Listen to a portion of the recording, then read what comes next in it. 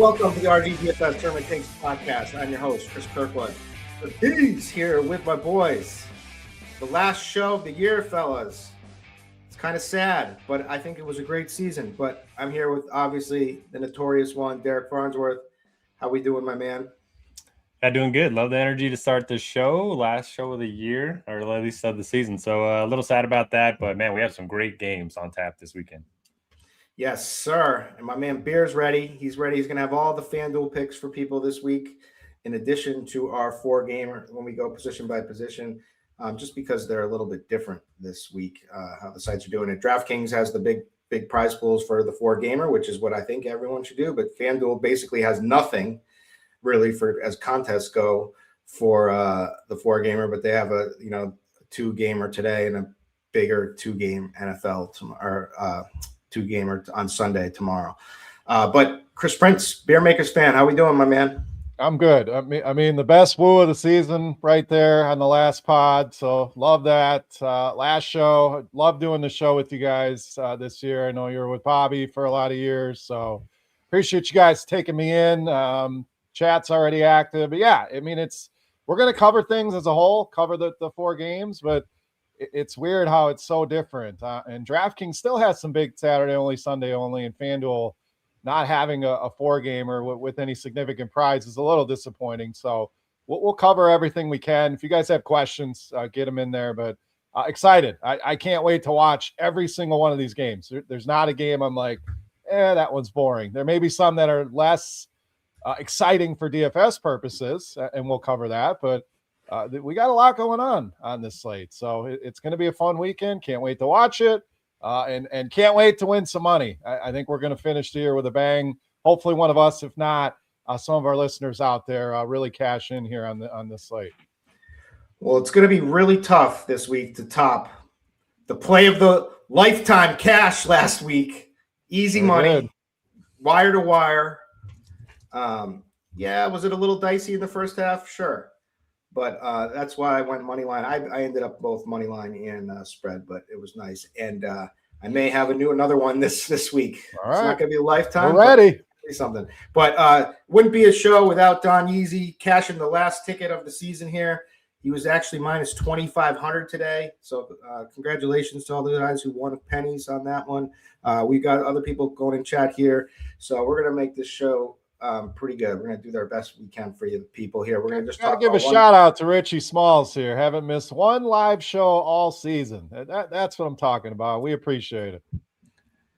Love that. I have a feeling Don Yeezy's in that same boat. Absolutely.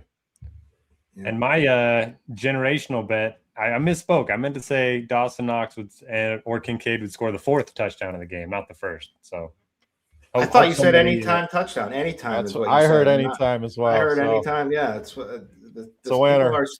People in Vegas are talking about the syndicate. They're talking about us. They're on to us. They're watching right now.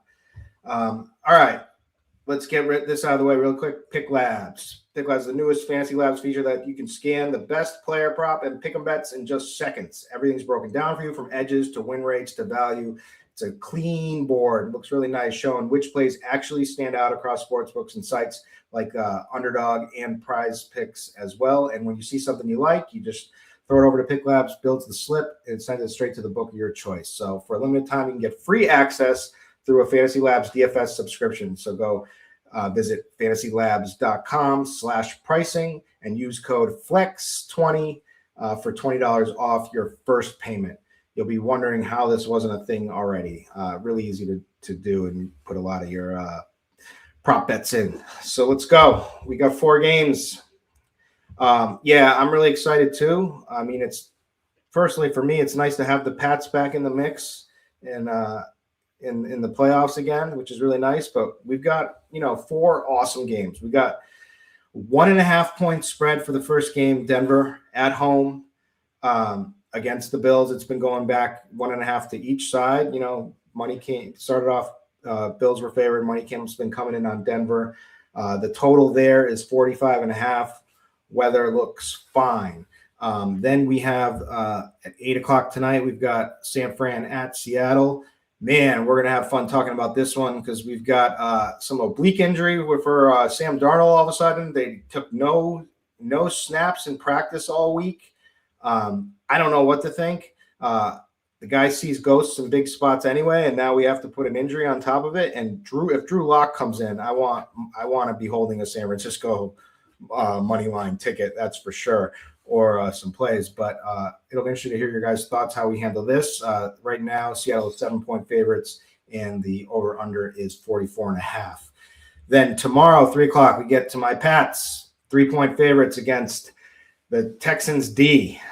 This should be a really good game as well, and a 40.5-point total there. And then we got the nightcap, the creme de la creme, the Rams are favored slightly, moved up to 4 points now against the Bears in Chicago. We might have some weather concerns there, 48.5-point total. We also might have some weather concerns in New England that we'll talk about. But fellas, big picture overview.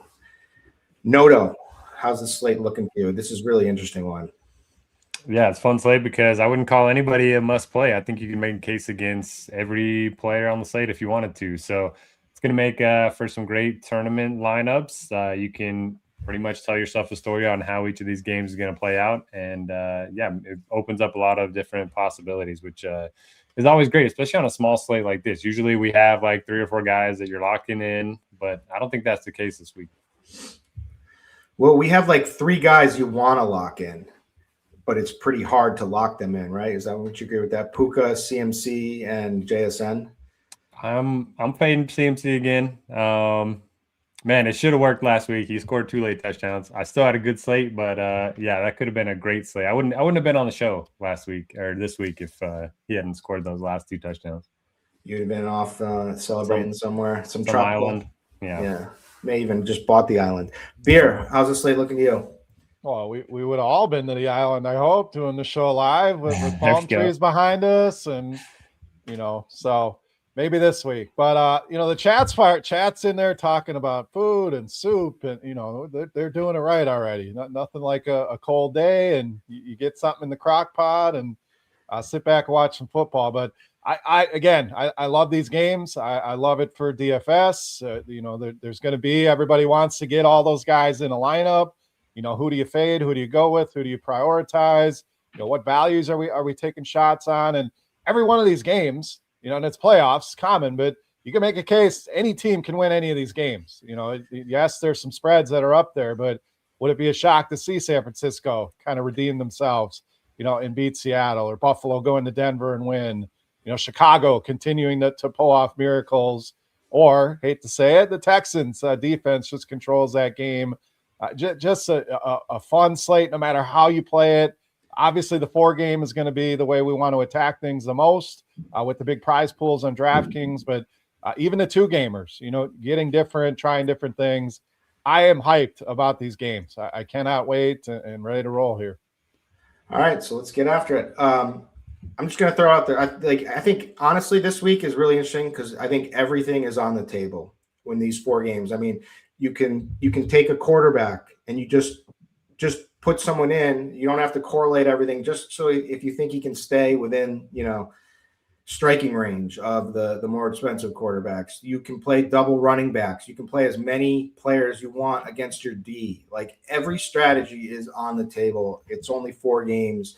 And we got the 2 game slates as well, which obviously everything goes out the window for those. But yeah, it's really interesting. So it's gonna be fun to break it down. Should we start at running back or should we start at quarterback?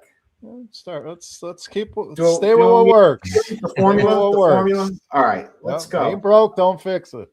All right, so we're gonna start at running back, and then we'll go over to quarterback, align wide receivers, talk some tight ends, talk some defenses. Talk some FanDuel plays along the way, and if you have thoughts on like the smaller slates, just say them when we're at the position. But that's how we're going to do it. So let's start it off. Running back position here. From a volume perspective, CMC is the lead dog. It's just, and Noto did fade him. I faded him too. because we had like a lot of really top running backs that made it look like we could, stay within striking range, but he did pull away.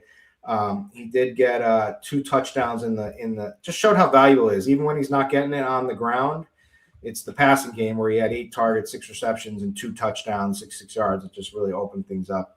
And the Eagles suck, man. Like, that was the worst play calling I have ever seen. Do you guys agree with that? It was just like they were playing to lose. They were playing for field goals when you have like a high-powered offense. Just insanity. They were kind of weird all season, but me personally, I'd get rid of Sirianni. Not just blame it on his friend, the offensive coordinator, but whatever. Crazy game, but CMC's a top. RJ Harvey gets the matchup, right? And he busted last week. He was four fantasy points against the Chargers, which was tough. Yes, the Chargers have decent run D, but come on, you got to do better than that. But he does get the matchup against Buffalo. We've talked about all season long is how you beat Buffalo is on the ground, and we've seen some massive games out of running backs. Then we get the Seattle situation. We get it first. It's an awesome situation in general against the San Fran D, who's been Swiss cheese for a while now, just playing backups for a lot of their guys. So you gotta like that the spot here, and you also now we have Sam Darnold's oblique injury in the mix, where it would make sense that they're just going to pound the rock. And so what are you going to do? So Charbonnet's got the touchdowns, Kenneth Walker's got the explosiveness. You can even play both. I'm cool with. So I'm want to hear how you guys want to do that. And then we got guys like James Cook still, obviously, probably the most talented running back here. Kyron Williams. The Rams should put up. The Rams should put up a lot of points. And then my boy Ramondre, or maybe it's a Travion game. And so, Noto, did you do the key personnel article this week? And who are your guys running back? Yeah, so I do love Ramondre Stevenson, like you mentioned. I mean, the last 2 games of the regular season, he went nuts. And then in that first playoff game, it kind of seems like he's separated himself as the lead back. He played on 63% of the snaps, had 13 touches, 138 yards from scrimmage. Trayvon Henderson didn't really do much with his touches. So in this important game at home, I think we're going to see even more Stevenson. And he's one of my favorite plays of the week. Love both Seattle running backs, and you can play them both on the 2-game slate. I think I don't know if I would do it on the 4-game slate, but I slightly prefer Kenneth Walker just because he does have the more explosive big play potential, like you mentioned. The last time he faced San Fran, he had 20 touches for 134 yards. He just hasn't gotten in the end zone much this season, but with the Darnold injury, with the great matchup, being home favorites, I think a lot of that sets up well for him. You mentioned RJ Harvey. They didn't play last week, so him busting. Sorry, in their last game when they last game. So not too worried about that. Coming off of the bye, we played ETN a bunch last week because the Bills can't stop running backs. They can't stop them on the ground or through the air. So I do like Harvey. He's had at least 15 touches in 5 of the last 6 games. He's seen 15 targets over the last 3 games too. So regardless of the game script, I think he's going to be heavily involved. And then the secondary guys, I mean, CMC, he's a good play. I'm just hoping 20 or less. It's just a tough matchup. It's on the road. He didn't play great against them in week 18. I worry about them without Kittle in the lineup. He's one of the better, run blocking tight ends too. So he could always get there through the air like he did last week. I kind of said that was his path to getting there, and that's what happened. So it could happen again, but I'm going to be underweight on CMC. You have Kieran Williams, who's interesting, James Cook, Woody Marks, but I don't want to take everyone, so I'll pass it over to Beer. Let's hear it. Yeah, McCaffrey is interesting for sure. I mean, you're basically deciding, and you can get all 3 of these guys in a lineup if you really want to dumpster dive, talking Puka, JSN, and CMC. But if I'm picking between those 3, he's 3rd on that list for me. I just hate the matchup here. I don't know that the Niners are going to find much success. I think the loss of George Kittle is really going to be not only affecting the passing game, he's one of the best blocking tight ends as well. So that's going to affect the running game. This is the best defense, in my opinion, outside of Houston, maybe in the league, that environment. So can he get there? Of course. I'm not going to have no Christian McCaffrey to complete, say I'm having none. I don't know that that's smart, but being under the field, I agree there. So Even on the 2-gamer, you really want to get different, leave CMC out and you're almost automatically different. So volume can get them there for sure, but this matchup is absolutely brutal. So my favorite running back is RJ Harvey. Buffalo, by far the easiest matchup of any of these running backs on the weekend. Like Noto said, Buffalo has just been terrible against the ground game. We saw Jacksonville pile up a ton of yards last week. They give up over 107 rushing yards per week to running backs. RJ Harvey's the workload's there. You can look at the number and say, he only had 3 DraftKings points. It's frustrating, but the carries and the passing game work have been there. So, and I think things are going to consolidate even more. You see McLaughlin guys come in. I think Harvey's going to be in for a huge workload. So he's probably my favorite as far as matchup and price go. Whether you're playing the 4-gamers or the 2-gamers, I think you can stack him with Bo Nix. As good of a pass catcher as he is, that can help you get a little bit different with him, but really like him. As far as the Seattle guys go, if I told you, Kirk, Noto, you could have a running back. Now he's going to cost you 10,800, but he's going to give you 37 DraftKings points. Is that appealing? I like it. I'm on board with the even in the big slate. I'm on board with playing them both. So those are the numbers, and it's a 1 game against the Niners. Doesn't mean they're going to do it again, but if Sam Darnold is limited or we get Drew Lock, they're going to give these guys the rock a ton, and yes, it can be tough to pick between them. Walker obviously brings the big playability, has shown some nice pass catching chops of late. Charbonnet seems to be the one they lean to when they get close. So you get the touchdown upside. I think they're both in play.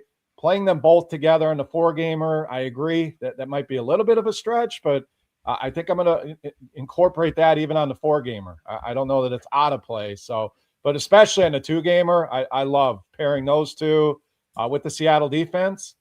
And then you can load up on the first game here tonight. That's something I'm certainly going to be doing. Other plays, I'm glad you guys brought up the New England guys. Ramondre is going to be too low owned. Who knew Ramondre Stevenson was one of the best pass catching running backs in the NFL? But he has certainly kind of gotten a big role there. Travion, everyone's going to write him off. Anytime a guy has that kind of big playability, even against this defense, he's going to be in my player pool. And I really love Kyron Williams for tournaments. I mean, I'm going to gush about the Rams passing game throughout this show, but if Kyron Williams is going to be under 20% against this Bears defense, he's certainly worth a look here as well. So as far as other guys I didn't hit on, I'll have some James Cook, tough matchup, but another big play guy. So you can certainly have him in the pool. The Bears guys, not quite as high on them, but Swift has been good lately. He would be my preferred play there. Monangai, certainly good for a touchdown if you're on FanDuel. But I really like RJ Harvey this week. I really like the Seattle guys this week. Yes. So here's something interesting. I was reading one of the other sites on the backfield, and the last time that Kenneth Walker got a carry inside the 10-yard line was in week 12. So, and you're going to get more carries too with Charbonnet versus Walker. Obviously, you said it right. Like the explosive playmaking is there for Walker, but I don't know. You're getting a little discount. You're getting more carries. You're getting the touchdown equity, I think, with Charbonnet. So you can make a case for both. I lean Charbonnet if I have to go one or the other. Well. It's close, but I'm good. Well, like you said, I'm good with taking a 10,800 player that's going to give us that kind of production against this defense. You'd think if Darnold is hurt, they're going to say, okay, we're going to run the ball down their throats and beat our defense. And if you do, kudos. They'll be happy to win a 3-0 game, 6-3. Whatever, they're not worried about putting a ton of points on the board. We believe in our defense. Our quarterback is hurt. We believe in 2 of these running backs. I mean, they could see 20 touches apiece if the game flow goes how they want it to. So I think they're great plays. What's that do to JSN? That's the question. It hurts them. If we see Luck coming out there, like you're not going to be wanting to pay $8,500 for JSN. At that point, I'm probably going to have a lot more CMC. Yeah. Because I won't be playing as much JSN. Switching. All right. Anything else, strategy wise, question wise from chat? And chat, feel free to, if you got some good takes, say it. Let's hear it. I hear some Kyle Juszczyk talk in the chat. Seems a little he was unstoppable last week. like showdown. I can get there, but I don't know about a 2 or 4 gamer. Yeah, that's where I'm at. I mean, the 4 gamer, absolutely not. I can't do it. But those are the kind of play, DeMarcus Robinson was the guy last week that you kind of needed. So, how much are they going to use Kyle Juszczyk? Sure, he'll see a bump. They do have Tongas there, so he'll step in. But I would 2 gamer showdown, sure. 4 gamer, you really need things to break your way to have Kyle Juszczyk in the winning lineup. What about Jaleel McLaughlin? 4,200. I'm not getting there. Big playability against Buffalo's D. Like that could win somebody a slate, in my opinion. I like that. I like to hear that. Yeah, It's like not as a go all in play, but like there's $1 million to first place, and he's going to be less than 2% owned. I like that as a. And Harvey looked pretty bad, and not last week in the last season game win, and they still needed a win against the backup Chargers D. I don't know. I think he could break one, or he could also vulture touchdowns potentially too. So. That's another pairing. You could, put Harvey and McLaughlin together on the 2 gamer. Buffalo's much more vulnerable against the ground game than through the air. Denver's D slows down the Bills. Kind of the same thought as Seattle, just not as exciting. Yeah. All right. I kind of like Swifty, 6K. I know people are going to want 5K Manon guy probably over him there, but I could play that. Woody Marks, man, he ran so the one thing about Woody Marks is the usage is going to be there, right? Like when they saw it, they just decided to do it, but he ran even with his usage, he was going to have a pretty crappy day. And then he just broke that touchdown at the end, which then got him over 100 yards. It was just like everything. I faded him. I don't like him. Yeah. It's the Pats. It's all about the Pats. He's just not involved in the passing game much. What do you guys think about the weather in Chicago? I'm not worrying about it. The total's still 48.5, but I've gotten so many questions about the weather already. And Roth just threw an orange tag up there. It was sitting at yellow. So he's saying that there's some wind worth watching. We'll see winds 10 to 15 miles per hour with gusts around 20 to 25. He said it gets a lot worse post game. It's going to be cold, man. Really, really cold. It's really cold. It was really, really cold here yesterday too. I'm with Noto. I'm not overreacting to this. In fact, if people are panicking and avoid, to me, that's the clear game on this slate that I want to target. So if people are going to stay away, it's the last game of the slate. You have some, late swap. You can move to a lot of my lineups are going to be loaded up with that game, and then you can move some things around if you need to. But I'm not overreacting to this at all. Guys, these are professional football players. Yes, you have to play in the cold and the wind and the snow and all these numbers on Stafford and how bad he is in the cold. And a lot of that was with Detroit when that team wasn't very good. So I'm not going out of my way to avoid this game for sure. I'm targeting this game, if anything, more than the crowd will. Yeah, and Chicago's D is Swiss cheese. So yep. So then we have Houston, New England. It's going to be cold, and there's the potential for a little bit of snow here. I mean, that's just kind of adds to the feel. I don't think that this game is going to blow up. So let's rank. How would you rank games, Noto, of where you're most interested for plays out of the 4? Yeah, that's kind of tough. I think I like the Pats, but I don't really love the Texans, although we have some value there.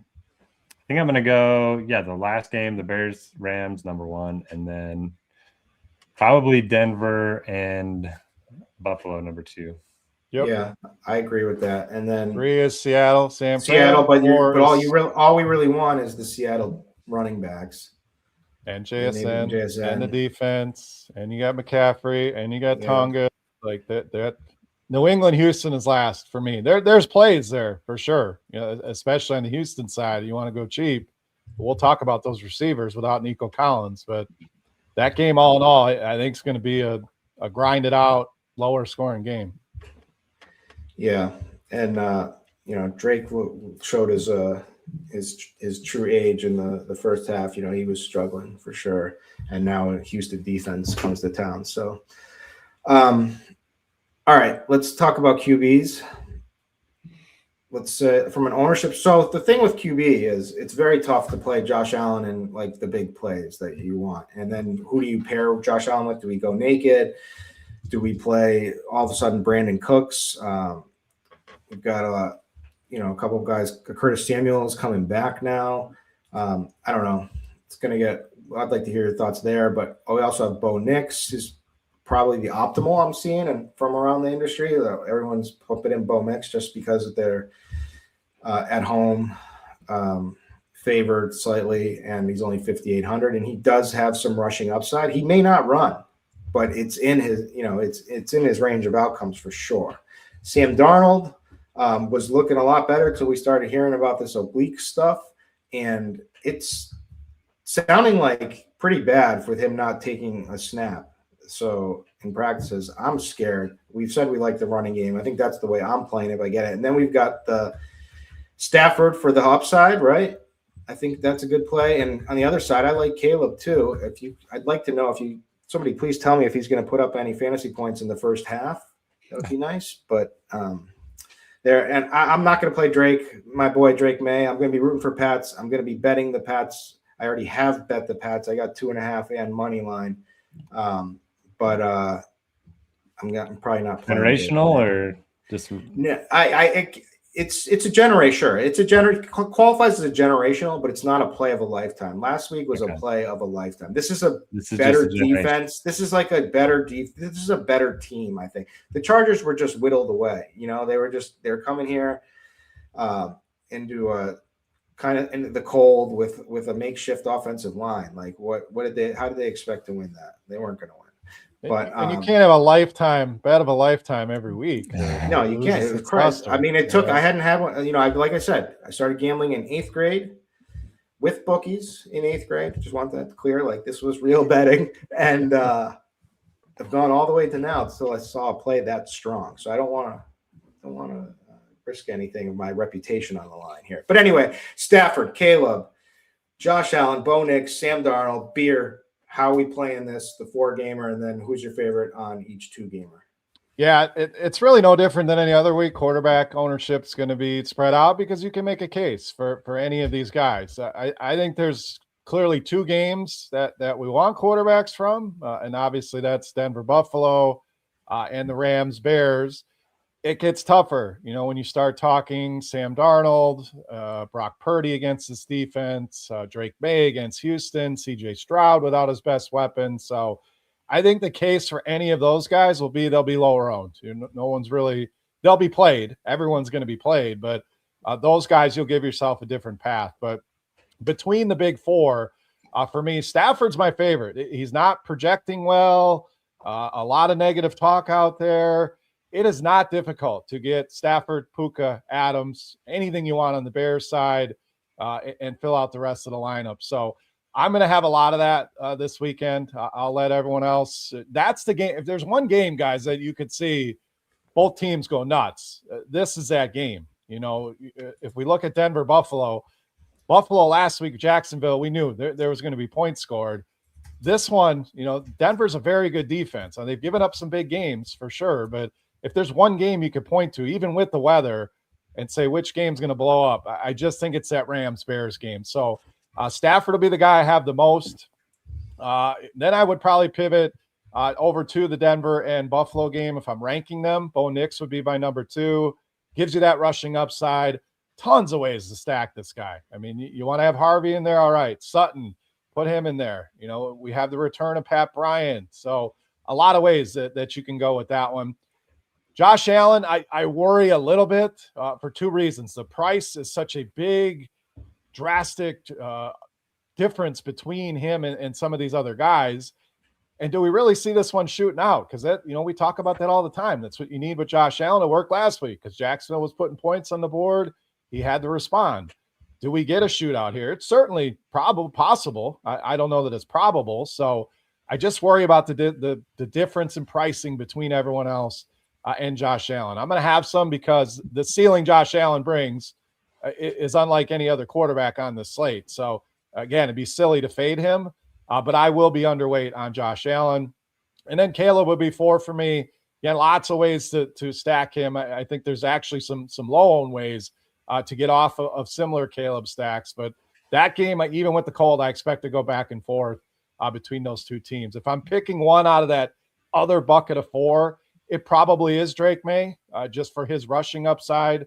You think about some of the other quarterbacks. Darnold, injured, not going to give you much rushing upside. Stroud, limited rushing upside. Purdy once in a while, but that's a very difficult matchup with Seattle. So I don't mind dipping into the Drake May well. But for me, it's going to be a lot of Stafford doubles, a lot of Bo Nix on the 2 gamers, on the 4 gamers.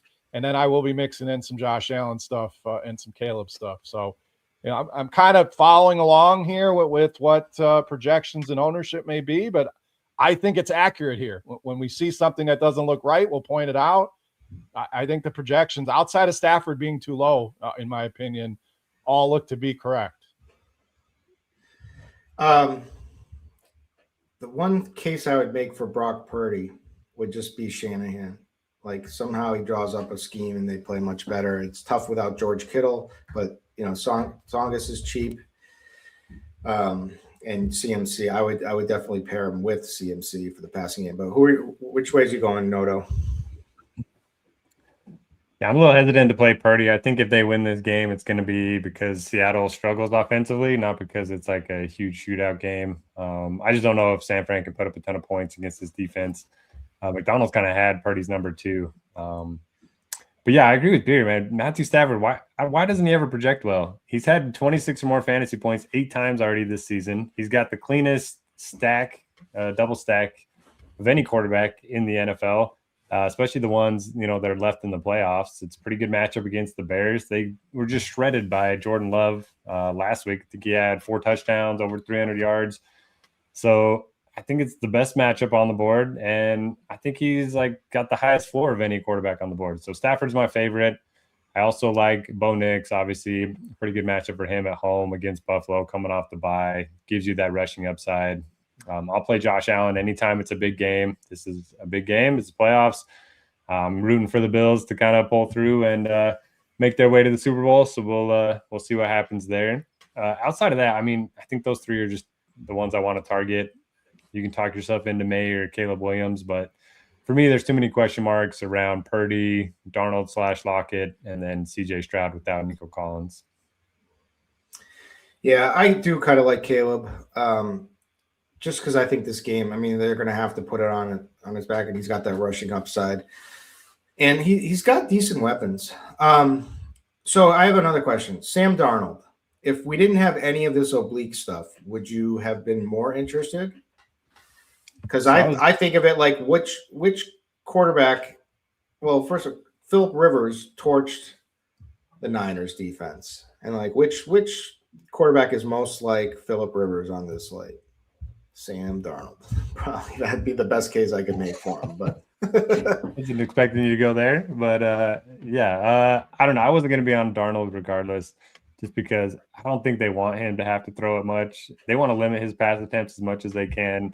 You mentioned him seeing ghosts, and they want to lean on their running game and defense. He could always get there through efficiency, but I was off him already, and now with the oblique, I'm really off him. But if he's playing possum and he comes out chucking, TJ's bringing up Drew Lock. Do we play him?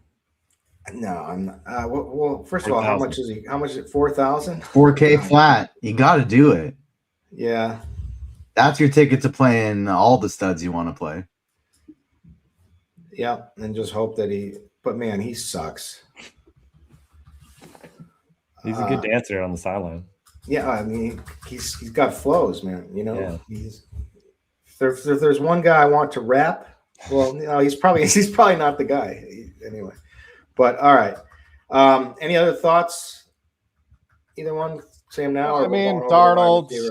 Darnold's such a wide range. I mean, he's got 5 games over 20, I want to say, and 6 games under 10 DraftKings points. So, you get that wide variety of score. If he wasn't hurt, sure, I'd have a little more interest. I don't know that he jumps into that group of 4 for me. So it's not changing a ton for how I want to do things. All right. Yeah, I hear you. All right, let's move it on over to wide receiver. All right, Puka, Lock City, right? Like if he should just get fed constantly if they want to win this game from Stafford. And he did, 18 freaking targets last week. It's just insanity. That is insane. And just the talent. I mean, just the fact, any contested catch, he's coming down with it. So Puka, obviously a great play. Jackson Smith and Jigba is the other guy up there with the high ceiling with him. We've got another, it looked like Devontae and Stafford's chemistry was definitely not on last week. But another week later now with him back and 6,500, I mean, we know what this guy can do. He can easily hit 20-plus fantasy points. And at 6,500, that would be pretty nice, especially against the Bears D, which is just, been a sieve at this point. Stephon Diggs is getting some love this week. I played him last week. It wasn't very fun for Showdown. But, I'm still team Diggs. I think there's big game. This is probably the toughest matchup of all for him. But I could see him working over the middle and being involved.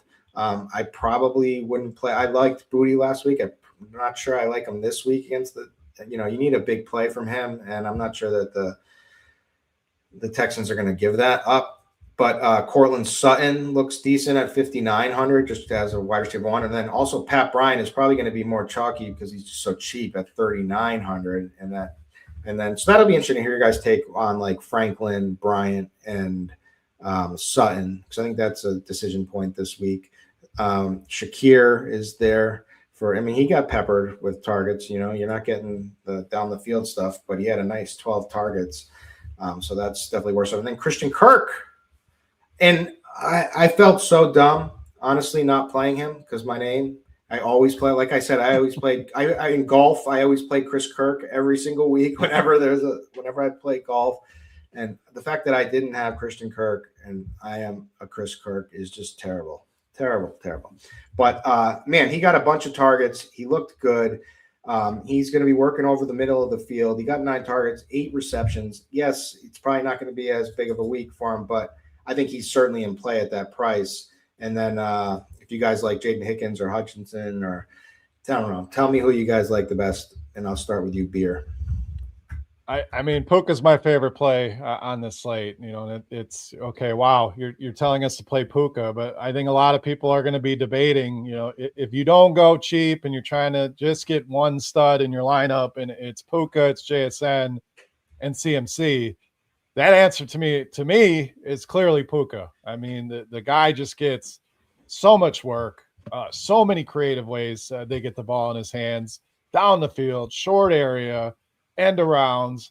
They are just the most creative offense that is left in these playoffs. So the targets have been incredible. I mean, guys, he's had in the last 5 weeks, 37, 26, had a 15 in there, but 49, 30, 38 DraftKings points. So over the so 1 game under 26 and 3 or 4 games over 30s and into the 40s. Now you give him a matchup with the Bears, who are the worst team against wide receivers on this slate. I just think he's a priority this week. So he'll be owned. Yes, I don't think he's going to be owned high enough in the spot. And I love Devontae Adams as well. Whether you want to pivot, make it a little different, or like Noto mentioned, and I brought up with Stafford. Name me a clearer double stack than that one, where you really don't have any other questions about who it's going to be. I don't think we have that on this slate outside of the Rams. So like both of those guys. As far as the other wide receivers go, JSN, fine. I'm not enamored with him. I think a lot of people are going to end up on him because I have money left. Where else do I spend it? But it's hard to argue what he's done. So I'm not going to poo-poo him. I just think that game going to be a little ugly tonight. So it's easily Puka over JSN for me.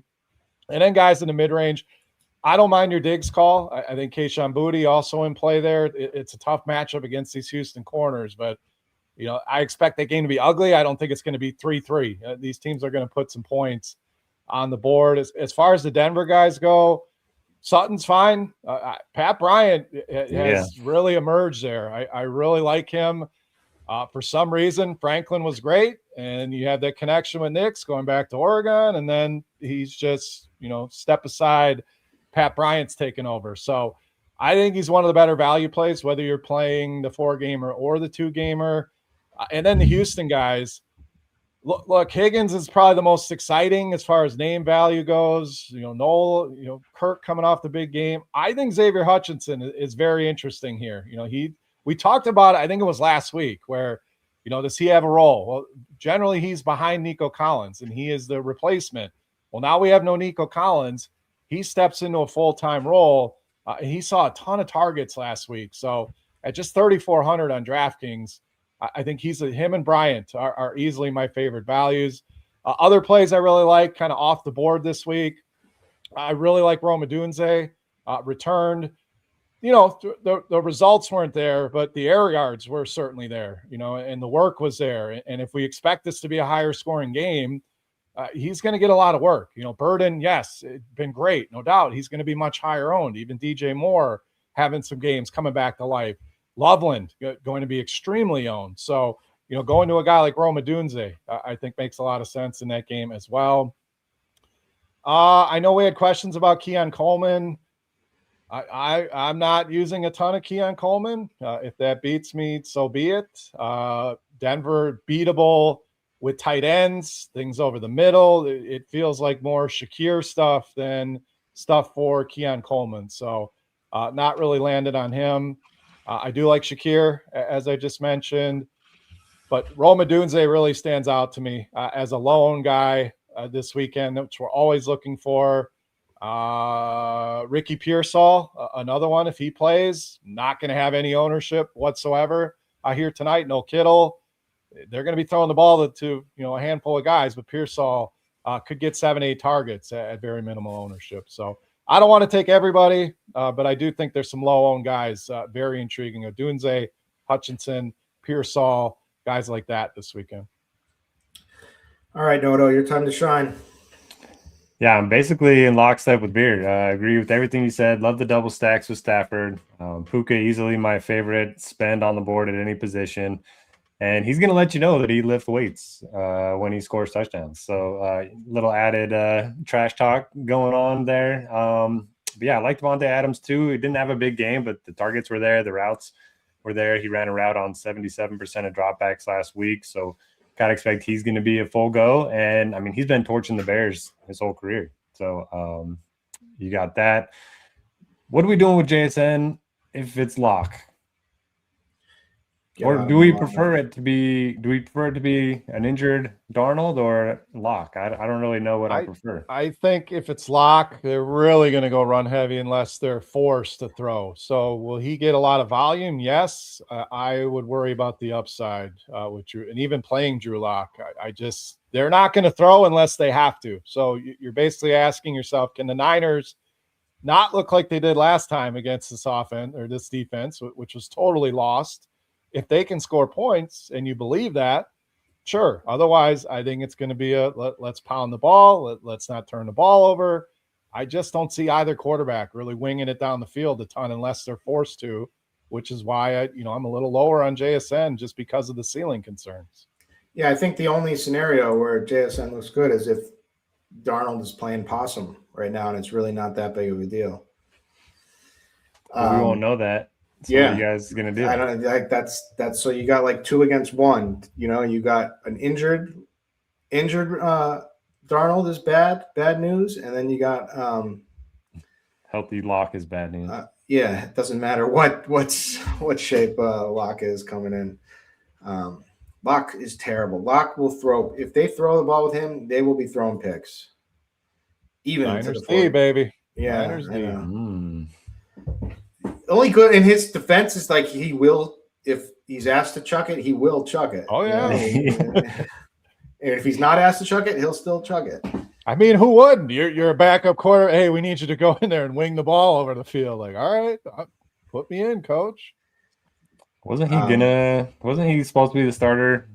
Was it last year or 2 years ago? And then Geno beat him out last second. Yep. Yeah, something like that. Yeah. But yeah, other guys I like, Pat Bryant.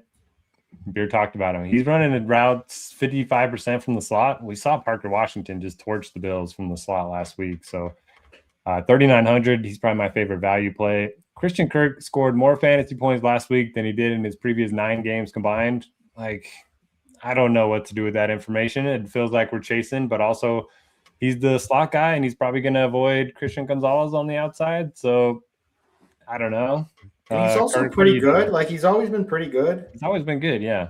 So, I mean, I felt like, damn, how did I miss that last week? But Hutchinson, he steps into Nico's role at 3,400. Well, will he have Gonzalez draped all over him? I don't know.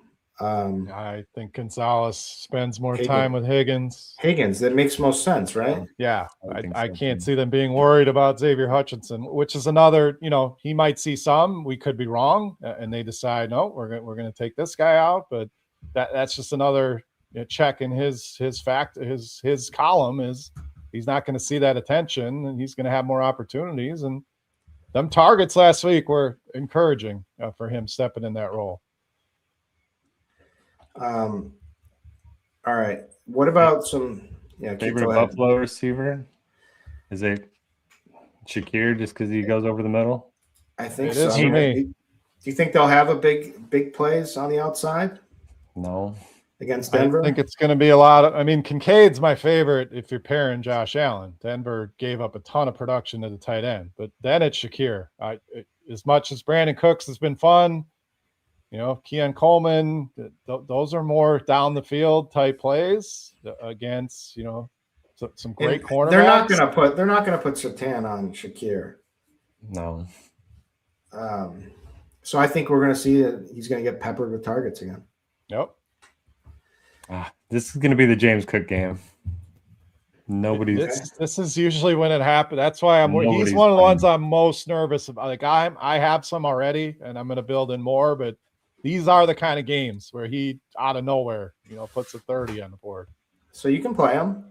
Oh, he's playable for sure. 1,500 left in CMC. You're already saying you're going to fade CMC. James Cook is a perfect pivot type. Might have to do it. Yeah, I think so. Especially on the 2-gamer. If you fade CMC or JSN or both, you're instantly different. Just with those simple moves. Is it dangerous? Is it risky? Yes. How do you win a tournament? You get dangerous. You get risky. Yes, sir. All right. Any other cheap guys?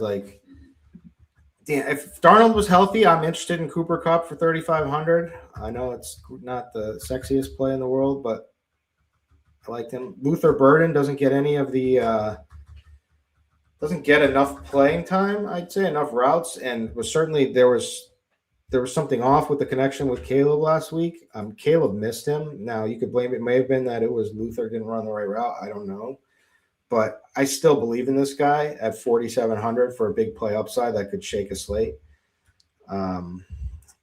I don't know. There's some names that I've messed with and put in. I think Rashid Shaheed, intriguing. Yes, but we've got the D as well, the old double dip. So I do like him. Demarcus Robinson could play a much bigger role. We just saw him put a big game on the board. So especially if Pearsall's out, I think he becomes one of the best values. But even if Pearsall's back, somewhat limited.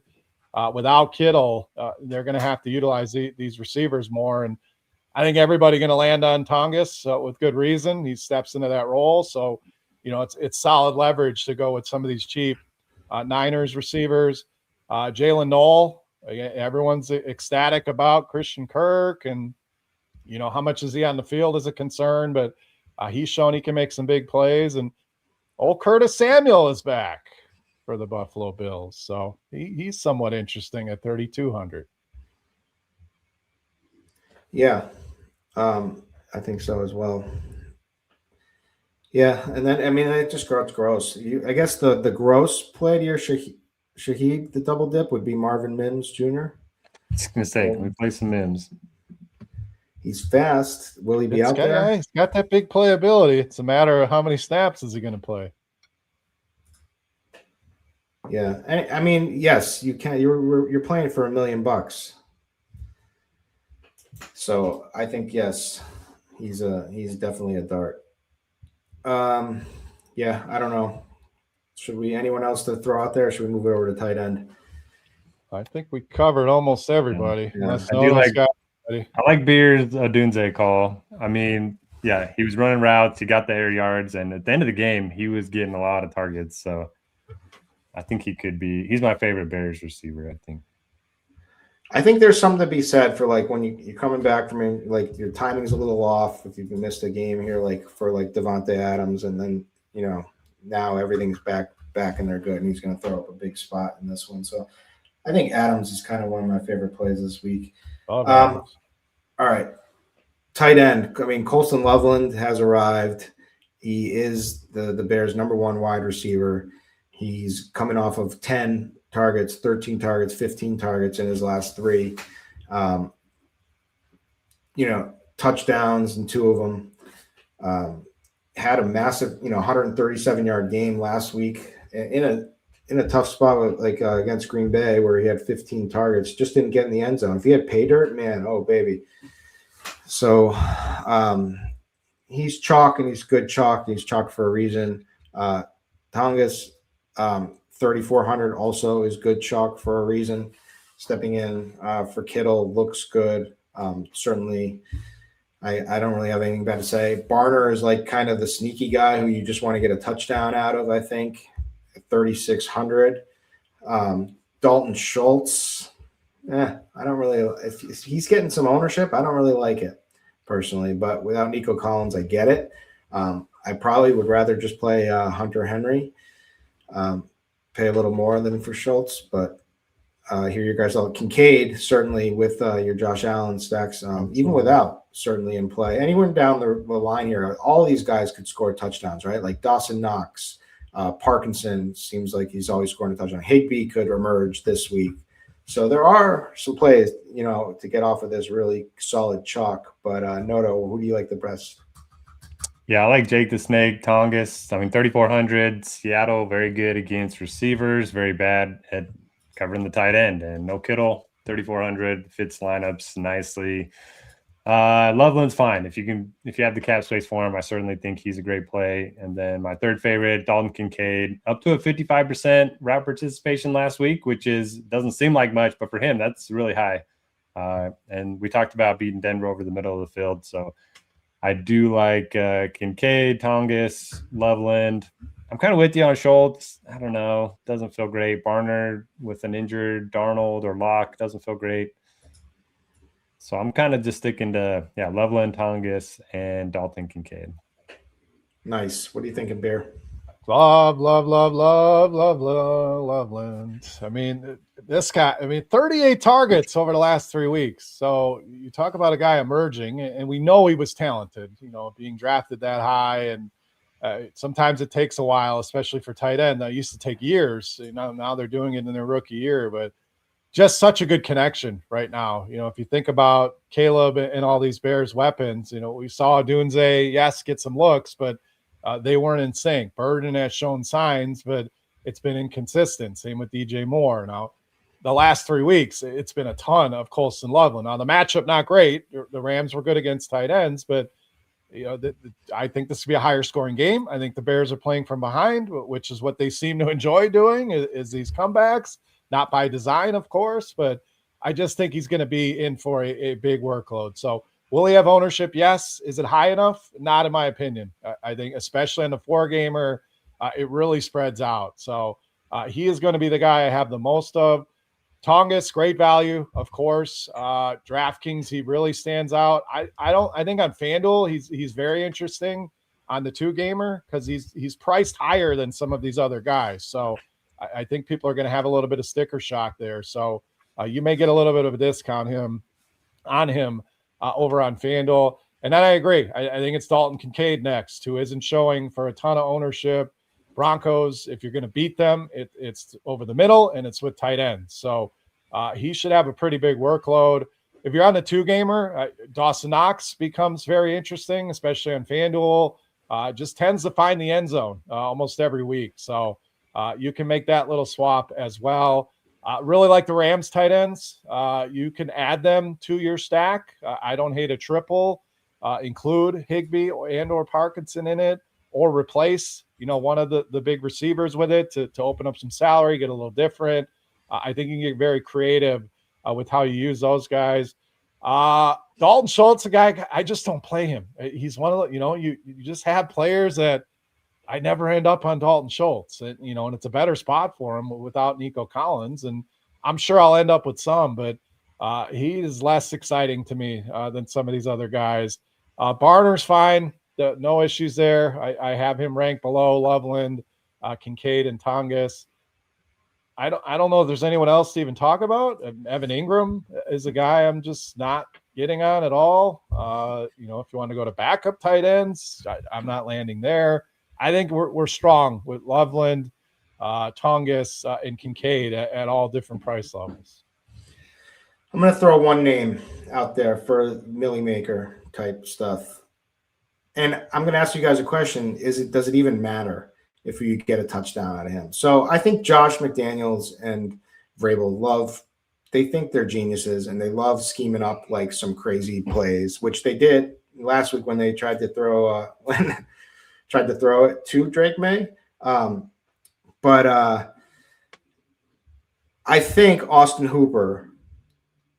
I think there's decent odds that Austin Hooper is going to score a touchdown in this game. My question is, he's 2,500, and does it even matter when there's like Loveland and Tongas on the slate? I think it matters more on the 2-gamer. It's a little easier it's less scores that you're dodging, but I don't mind it. Look, if you tell me any tight end is scoring a touchdown, I'm putting them in my lineups because for sure, the whole position could bust any week.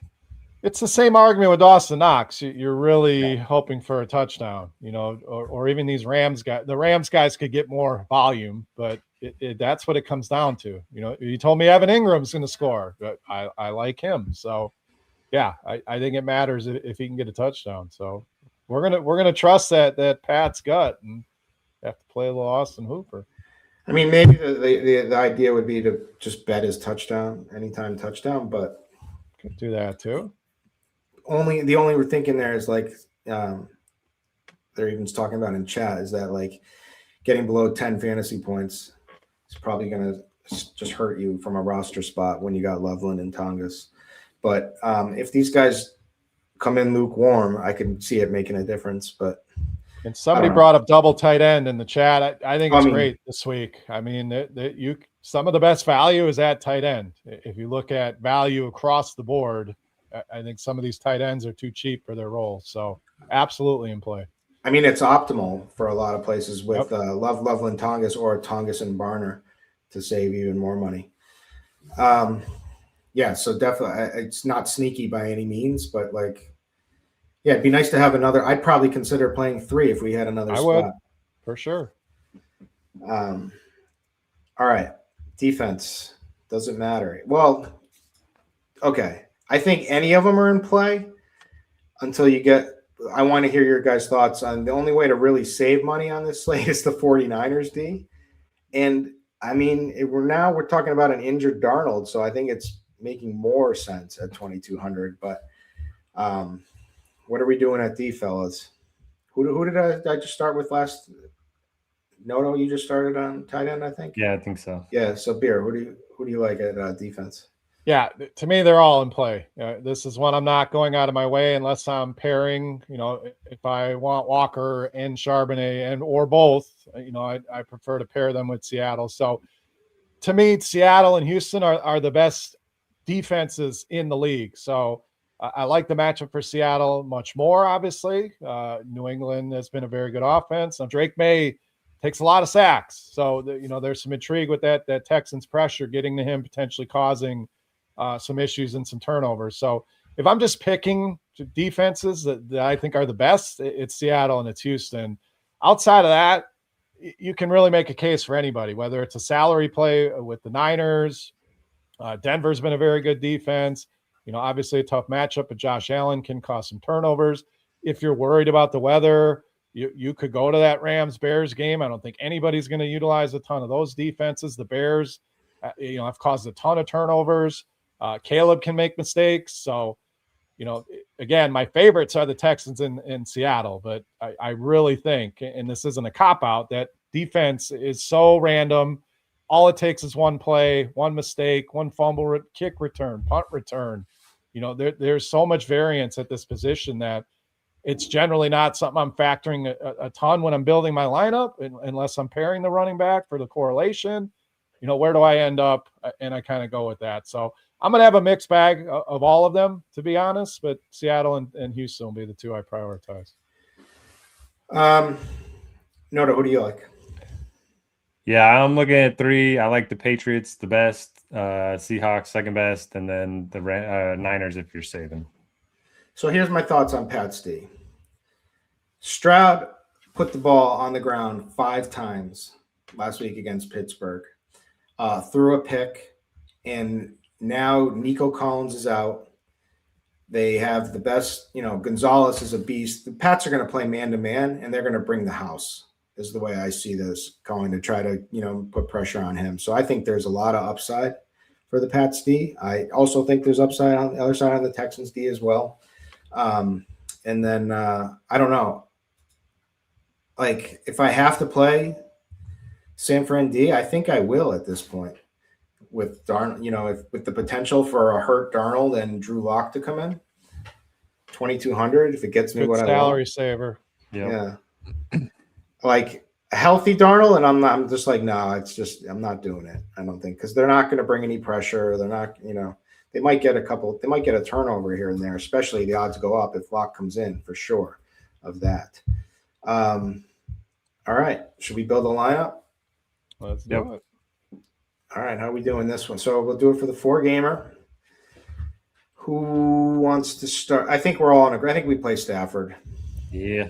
Stafford, Puka, Adams, I would start with. All right. Or leave Adams. Maybe we add a tight end, but I think Adams is gonna have a big game personally. I do too. So let's do that.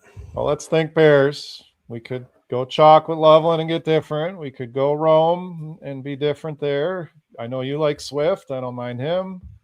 Yeah, I don't mind. So my thoughts on this, I don't think you have to. I think you just need the team that like pounds the other team in the playoffs, but I'm not opposed to it. But I don't think we have to lock ourselves in, do a bring back. I don't think you have to. I think it helps propel the passing game if the Bears are doing something. Like, sure, they could go out, and put up 35 points, and the Bears could have nothing. But ideally, the Bears are pushing back a little bit. So who's the? But we don't have to force it. So my play would be Luther or Swift. I don't know if you guys have a thought. No, actually, you guys like Rome. Rome, I'm fine with Rome, and that he's probably going to be low owned. He's going to be very low owned. So let's just do that. Let's do that. Kind of save ourselves some ownership. Let's get let's be a little. Can we fit Cook? Or let's just do, or do we just go double Seattle? Or what? We go Ramondre. We do the cheapies. We go Ramondre and your choice of Charbonnet or Walker. All right, let's put Harvey in there as well. And if you guys both seem to be very high on the New England D, I like that call paired with Ramondre or Travion. Yeah, let's do that. So Ramondre, Pat's D. What about a Harvey Kincaid pairing, and then see what's left? Yeah.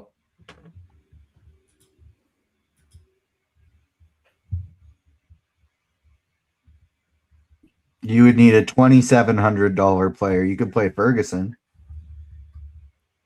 So we went Harvey. So because we were in back Rome Or Hooper. Let's go out.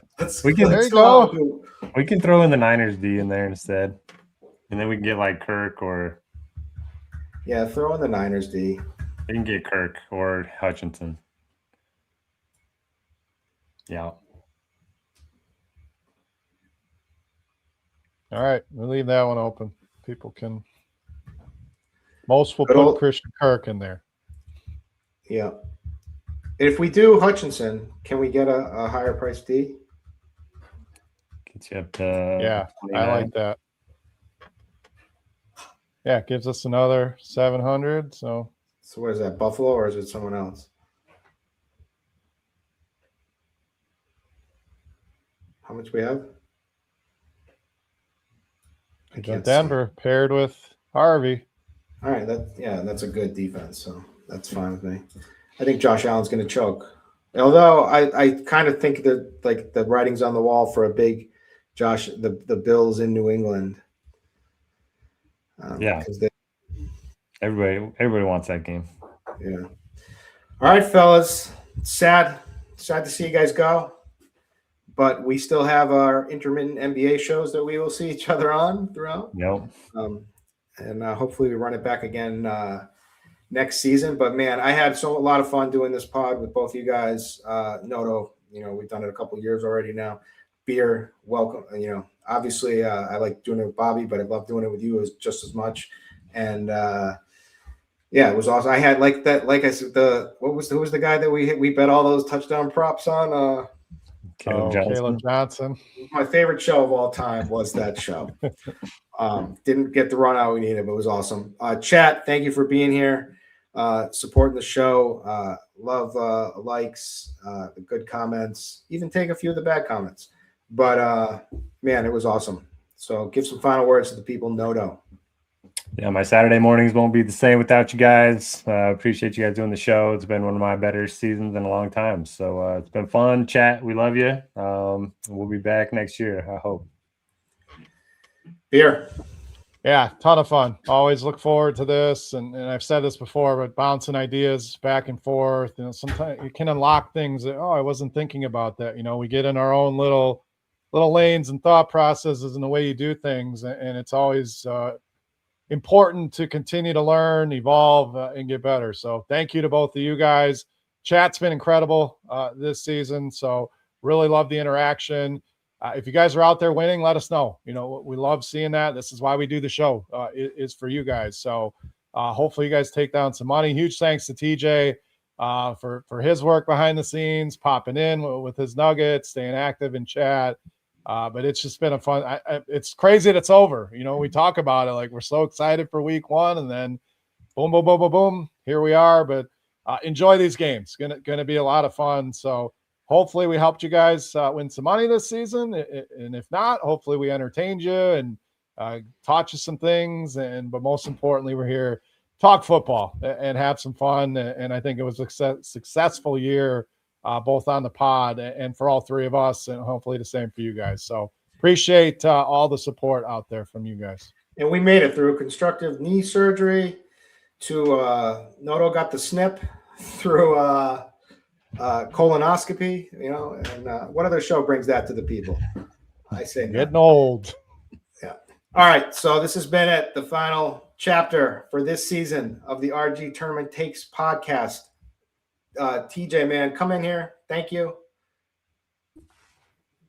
Not the same way. So I think TJ, the producer, is going to take us out with a woo. I think you're going to take us out with a woo.